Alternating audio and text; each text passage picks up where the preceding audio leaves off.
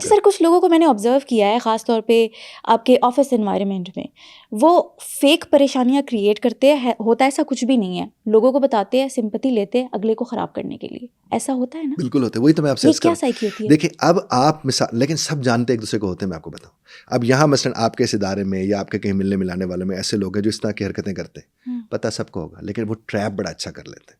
ان کے اندر اسکل ہوتی ہے کمیونیکیٹ کرنے کی. وہ اپنی پریشانی کو ایسے اینگل سے کمیونیکیٹ کرتے ہیں نا کہ سبحان اللہ. اور پھر اگلے اس میں ٹریپ میں آ کے وہ 2 4 5 دفعہ جب کسی کو بات کہی جائے نا تو اگلا تھوڑا بہت یقین کرنا شروع کر دیتا ہے کہ یار یہ کہہ رہا ہے کہیں نہ کہیں کچھ تو سچ ہوگا. اور اگر مثال کے طور پر ہم اس کو ABCD میں بات ہے، اے اگر B سے C کے متعلق بات کر رہا ہے تو B کا بھی تو C کے ساتھ کوئی تعلق ہوگا نا. وہ کہے گا ہاں یار ایک دفعہ میں نے بھی ایسا فیل کیا تھا.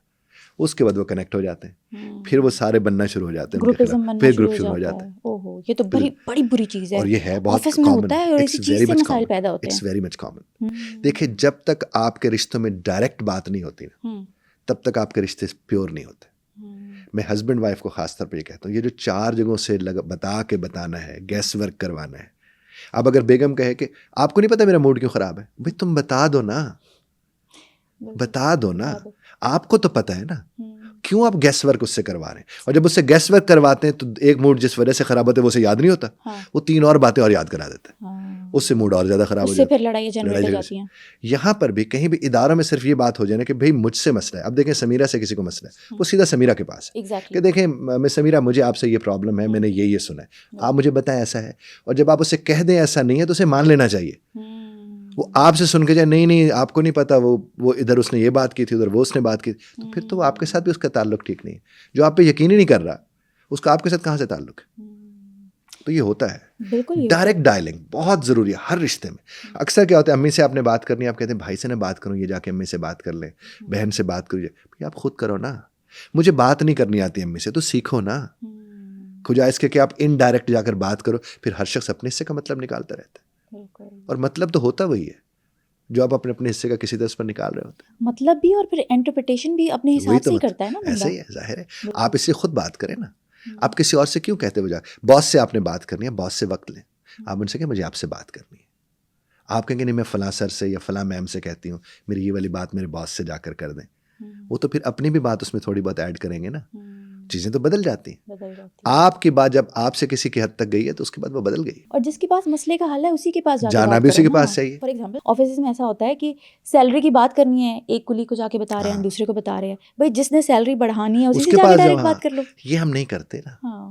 یہی بات آپ سمجھیں کہ دیکھیں ہمارے مسائل کا بنیادی حل تو ہمارے رب کے پاس ہے، تو ہم ادھر جائیں نا. ہم نہیں جاتے.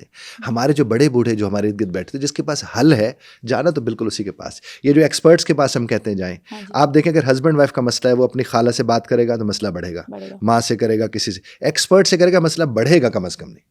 اور دونوں جا کر بیٹھے. پاکستان میرے تو زیادہ کلائنٹ پاکستان سے باہر کا ہے، پاکستان میں تو ہسبینڈ وائف بیٹھتے نہیں. کہاں بیٹھتے ہیں؟ ان کو شرم بھی آتی ہے نا کہ ہم اپنے راز بتا دیں گے، کہیں باہر ہی نہ چلے جائے گا، مسئلے نہ بن جائیں. بجافر اور مرد نہیں آتے. عورتیں پھر بھی کہتی ہیں کہ بھائی یہ مسئلہ ہے سر، یہ مسئلہ ہے.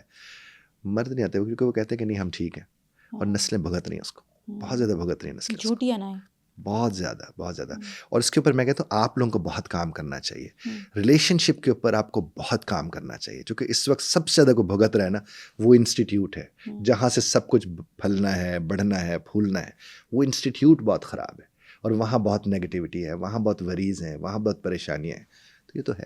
سر پریشانی کون سی کیفیت ہوتی ہے ویسے؟ جب آپ کو اپنی سمجھ نہیں آ رہی ہوتی، لیکن آپ کو سمجھ آ رہی ہوتی ہے کہ آپ کو اپنی سمجھ نہیں آ رہی. یہ اس طرح کی ایک عجیب سی کیفیت ہوتی ہے.